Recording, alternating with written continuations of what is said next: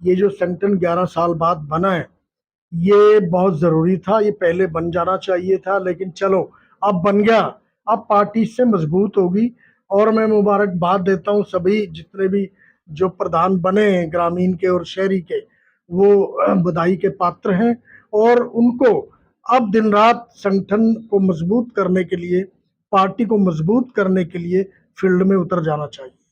Sir कुछ कांग्रेस कार्यकर्ताओं अब भी ये भय है कि अब भी ये जो बने हैं ये किसी गुटबाजी का या किसी लीडर का प्रभाव में आके कार्य न करें, उससे फिर बनाने का फायदा क्या हुआ? यदि बनाया तो निष्पक्ष तरीके से कार्यकर्ताओं को साथ लेकर बिना गुटबाजी के, बिना किसी नेता का समर्थन लिए जनता का समर्थन लें।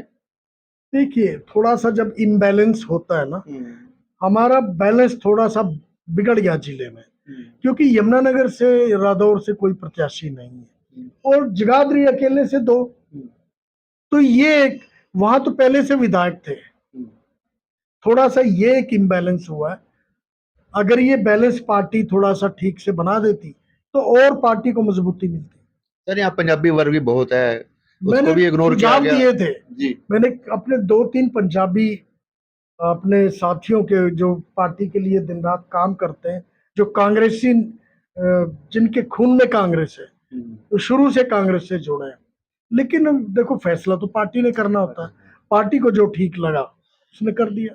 सेवा में आपका स्वागत है। इस समय हम लोग उपस्थित हैं हरियाणा की विधानसभा यमुनानगर में। हमारे साथ उपस्थित हैं आपके जाने पहचाने भाई रमन त्यागी, जो कांग्रेस पार्टी के सीनियर नेता हैं और विधानसभा यमुनानगर से भी कांग्रेस पार्टी के प्रत्याशी रहे हैं। आइए बात करते हैं देश में इसमें चल रहे बर्निंग मुद्दों को लेकर, जैसे कि राहुल जी ने मोदी जी पर वोट चोरी का आरोप लगाए हैं विश्व सबूत, उसको लेकर बिहार में आंदोलन भी चल रहा है, यात्रा भी चल रही है। देश भर में जो इस समय माहौल तैयार हुआ है सर, उसको लेकर कैसे लिखनी अपनी बात रखेंगे भाई रमन त्यागी जी, कांग्रेस नेता विधानसभा यमुनानगर से। नमस्कार बामरी साहब, जैसा कि आपने वोट चोरी का मुद्दा उठाया, राहुल गांधी जी ने बड़ी होशियारी से और बड़े मेहनत के बाद उनकी इस वोट चोरी को पकड़ा है और 6 महीने उन्होंने इस काम के पीछे लगाए, पूरे रिकॉर्ड्स इकट्ठे किए।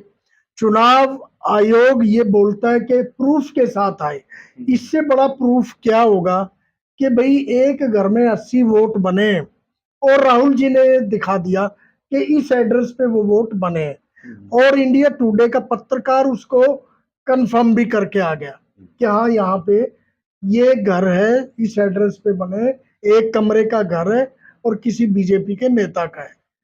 तो इस तरह की चोरियां राहुल जी ने उजागर की हैं, लेकिन ये इतने बेशर्म सरकार है, ये अपने आप को बड़े ईमानदार और बड़े ही संवेदनशील गिनते हैं, लेकिन है इसके उलट।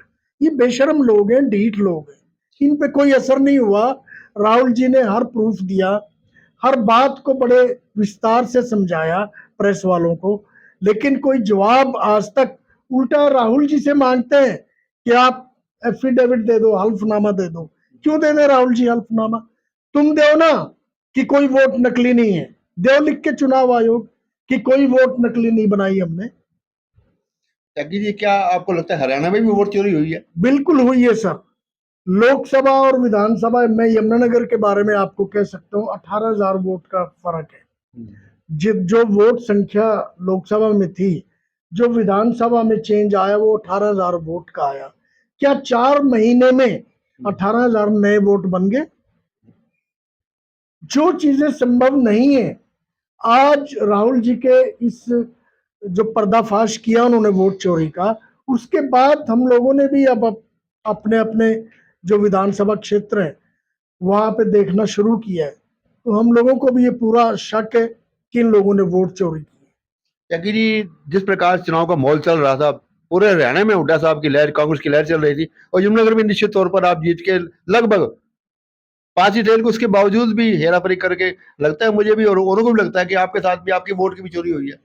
देखिए, जनता सबसे बड़ी जज होती है, जनता को जाके पूछिए, किसी से बात करिए, वो ये कहेंगे वोट किसको दिया? रमन त्यागी को दिया। तो कहाँ चली गई वोट?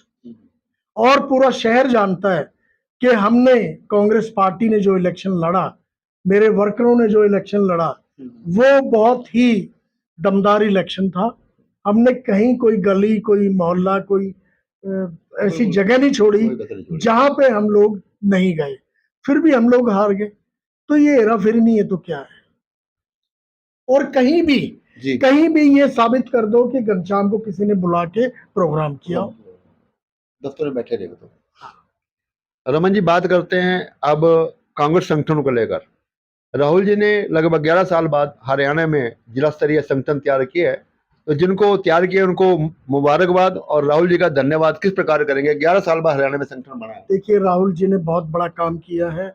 ये जो संगठन 11 साल बाद बना है, ये बहुत जरूरी था, ये पहले बन जाना चाहिए था, लेकिन चलो अब बन गया।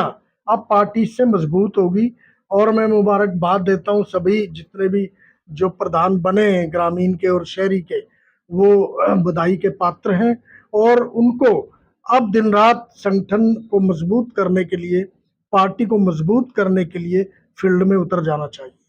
सर कुछ कांग्रेस कार्यकर्ताओं अब भी ये भय है कि अब भी ये जो बने हैं ये किसी गुटबाजी का या किसी लीडर का प्रभाव में आके कार्य न करें, उससे फिर बनाने का फायदा क्या हुआ? यदि बनाया तो निष्पक्ष तरीके से कार्यकर्ताओं को साथ लेकर बिना गुटबाजी के, बिना किसी नेता का समर्थन लिए जनता का समर्थन लें।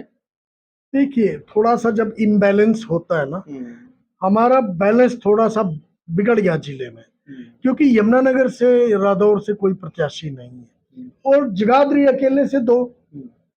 तो ये वहां तो पहले से विधायक थे, थोड़ा सा ये एक इम्बैलेंस हुआ है। अगर ये बैलेंस पार्टी थोड़ा सा ठीक से बना देती तो और पार्टी को मजबूती मिलती। सर यहाँ पंजाबी वर्ग भी बहुत है, उसको मैंने भी इग्नोर किया सुझाव गया। दिए थे, जी मैंने अपने 2-3 पंजाबी अपने साथियों के जो पार्टी के लिए दिन रात काम करते हैं, जो कांग्रेसी, जिनके खून में कांग्रेस है, तो शुरू से कांग्रेस से जुड़े हैं। लेकिन देखो, फैसला तो पार्टी ने करना होता है, पार्टी को जो ठीक लगा उसने कर दिया। ताकि बात करते हैं बिगड़े मौसम की, बरसात का मौसम है, हर जगह लगातार बारिश ने कहर बरपाया हुआ है। यमुनानगर भी इससे अछूता नहीं है, जगह जगह सीवरेज जाम पड़े हैं, जगह जगह लोग परेशान हैं। तो क्या ये सरकार की नाकामी है? बिल्कुल नाकामी है। मैंने अभी एक शब्द यूज किया था, बेशर्मी। ये ढीठ है, इनको कितने ही आप वीडियो डाल लो, कितने ही आप इनको नोटिस दे दो, इनका कोई असर होने वाला नहीं है। इनके जितने बजट आते हैं सारे वो भ्रष्टाचार की भेंट चढ़ जाते हैं, कोई बजट धरातल पे नहीं लगता। कल मैं शादीपुर गांव में गया और आप जाके देखिए, वहां आप जाइए, आप ये देखिए कि शादीपुर की जो सड़क है, जो सहारनपुर रोड से शुरू होके और वहां तक पांजुपुर रोड तक, वो पूरा 2 किलोमीटर का टुकड़ा है, पूरा पानी से भरा खड़ा है। 2 किलोमीटर पानी, कितने मच्छर पैदा होंगे, कितनी बीमारियां वहां से आगे लोगों में जाएंगी, स्वास्थ्य पे कितना बुरा असर पड़ेगा। लेकिन इन लोगों की सेहत पे कोई असर नहीं है। ये अपने आप को कभी तिरंगा फहरा रहे हैं। अरे जिन लोगों ने 40 साल तक तिरंगे नहीं लगने दिया, आज वो देशभक्त बन रहे हैं, आज वो तिरंगा यात्रा निकालते हैं। जो देश के विरुद्ध काम कर रहे हैं, देश को बेच रहे हैं, देश को 2 गुजराती लोगों के हाथों में बेच दिया, अंबानी और अडानी के, वो देशभक्त बने बैठे हैं। यागी जी मैं बात करता हूँ पर्सनली आपकी, मैं फॉलो कर रहा हूँ आपको। जब भी मैं फोन करके नहीं आता, अचानक आता हूँ, जब भी आता हूँ आप ऑफिस में बैठे मिलते हैं, कोई ना कोई साथी दूसरा आके आपसे राय करते मिलते हैं। और सुबह कभी मॉर्निंग वॉक के माध्यम से, कभी जागरण के माध्यम से लगातार जनता के बीच में है। सर चाहते क्या आप? जनता तो आपको प्यार बैठी है, ये तो चलो ही होगी, कह लो जैसे मर्जी कह लो। देखिए, जब तक पार्टी को मजबूत नहीं करेंगे लोगों में जाके, पार्टी की नीतियां, राहुल जी हमारे से कई गुना ज्यादा मेहनत कर रहे हैं। राहुल जी ने साबित कर दिया कि भाई वो अब इस देश के लिए जरूरी है, इस देश को बचाने के लिए राहुल गांधी जी जरूरी हैं। ये भले जो मर्जी बोलते रहें, लेकिन राहुल जी ने पूरे इंटरनेशनल फोरम पे ये साबित कर दिया ग्लोबली कि राहुल जी एकमात्र ऐसे नेता हैं जो इस देश को बचा सकते हैं। क्या सर इस समस्या का समाधान निकलेगा? बिल्कुल निकलेगा सर, नहीं तो मेहनत करना फायदा कोई बिल्कुल नहीं होगा। निकलेगा। आज के अखबारों में आपने पढ़ा होगा जी, जी, जी। कि चुनाव आयुक्त के खिलाफ महाअभियोग चलाने की तैयारी में है विपक्ष। तो ये सारे जो ढीठ बने बैठे हैं, कभी तो ये फंसेंगे। मैं बेईमान अगर हूं, बेईमाना करता रहूंगा, कभी तो किसी के काबू आऊंगा। तो सर सेवा की परंपरा जारी है। जारी रहेगी। जी बिल्कुल, हमेशा जारी रहेगी। लोगों की सेवा हमेशा करते रहेंगे। परमात्मा हमें ताकत दे कि हम लोगों की सेवा कर पाए। बहुत बहुत शुक्रिया, थैंक यू। धन्यवाद।